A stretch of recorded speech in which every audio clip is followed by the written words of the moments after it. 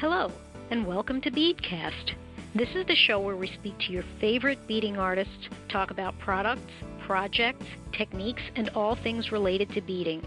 If beading is your hobby, or career for that matter, you've come to the right place. So grab a cup of coffee or tea, sit back, and hear about where people get their inspiration to create or what's new in the beading world. And happy beading! The following is an excerpt from our interview with author Barb Grainger. To listen to the entire interview, come on over to beadcast.com. We're speaking with Barb Grainger, who is one of my favorite authors of especially the book Dimensional, Flowers, Leaves, and Vines. And I think your work is just incredible. I think your book is incredible, and that's why I've wanted to speak to you, and I'm glad we can do this. Welcome. Thank you. It's an honor to be here.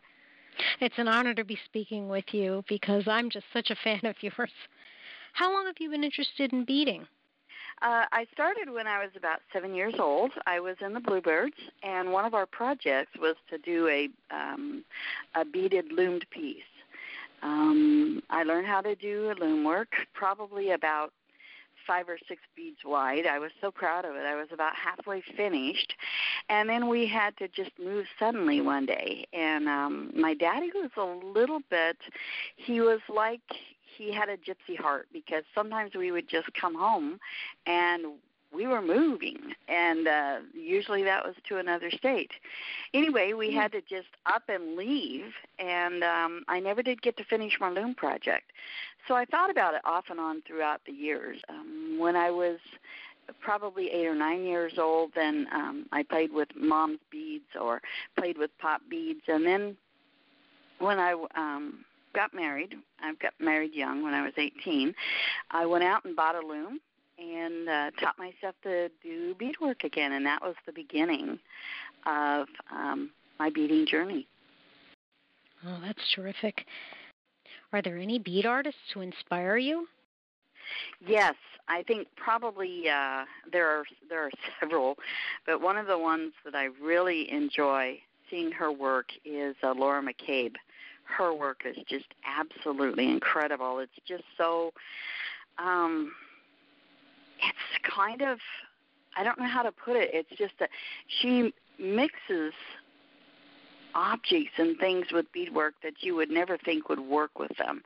Her prosthetic eyeballs, for one. She mixes prosthetic eyeballs with intricate beadwork. It's at first kind of shocking when you first see the work, but it's very innovative, and I really enjoy seeing her work. She's done such incredible dimensional work also that I love her work. Another one is Nancy Meinhardt. Her Wonder, I believe it's called Wonder, Anywhere You Wish, which was a freeform herringbone piece, a flower. And I really enjoyed seeing that. I learned a lot from just looking at her piece. I had tried herringbone before from the book Those Bad Beads by Virginia Blakelock.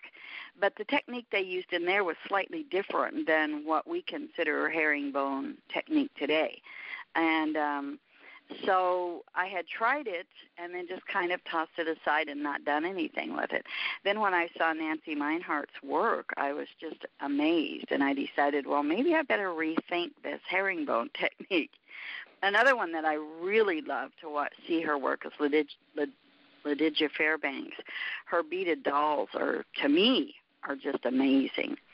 And I'm probably going to mess up this next name, but Yoshi Marabashi, her toggles are amazing. Oh, my goodness.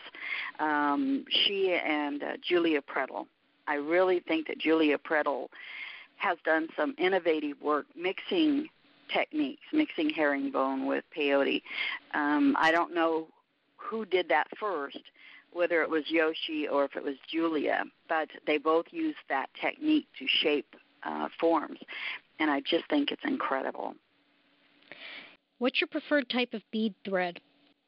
I really have fallen in love with the 1G It's a Japanese thread, and I used to use other ones, but this one, Cindy of Cindy's Crafts, she sent me a little spool of it one time just as a gift. I absolutely fell in love with it. It's really smooth. It's very strong. It's woven nicely. It's a woven thread as opposed to a twisted thread. And I just love the way it feels in my hands when it goes through my fingers. It doesn't tangle near as badly as some of the other threads I've used, and it doesn't fray as badly.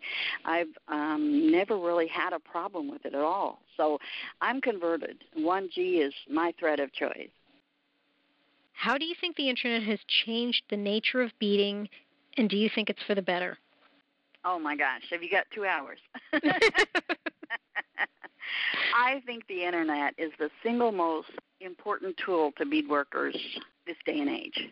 It's amazing. In the old days, even back in my younger days, the only way you could learn something was to read a book or to learn from another person, your neighbor, maybe if you were lucky, take a class.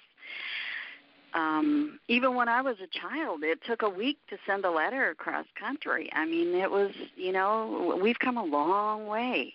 And now it's amazing because you push a button, and you're instantly connected with anybody anywhere around the world. It's amazing. I have people that I've corresponded with in Australia, in Africa, in Russia, Japan, you name it. I don't think there's been a continent that I haven't been able to connect with somebody on. And it's all instant. It's amazing. And especially with the chat rooms nowadays, it's even more amazing because you can go into a chat room and talk live, talk real time. And sharing information has just absolutely exploded. Things that would be passed maybe from generation to generation, maybe luckily 100 people, now reaches thousands and millions of people with the push of a button. I think it's the most incredible tool ever. I have to agree with you. Do you have any favorite colors, and do you tend to use them again and again in your designs? Unfortunately. I get stuck in that rut just like everybody else, and I tend towards jewel tones. I like the purples and the teals and the magentas and those kinds of colors. I don't use as many oranges and browns and yellows, those kinds of colors those are ones that I don't use as a rule. I do try to challenge myself, though. This past year it's been about challenging myself to use colors that I don't normally use. And, it really takes you out of your comfort zone. And if you look at a piece of beadwork, say you go to someone's site where they sell beadwork and they've made the same item in several different colorways, it's amazing if you just stop and think about which one am I attracted to. And, they're all the exact same design, but you're attracted to one generally more than the others, and that's because of your, the colors that you're comfortable with and the colors that you like. So this year I've been trying to challenge myself to work with oranges and golds and some of the shades of greens that I'm not really thrilled with. And it's been an interesting challenge. I've really starting to like some of these colors that I've never liked before. So I think it's a good exercise. I think so too, and to become comfortable with something that you're not is, I think, a really good progression. It expands your repertoire that maybe you can use some of these other colors that you wouldn't normally use.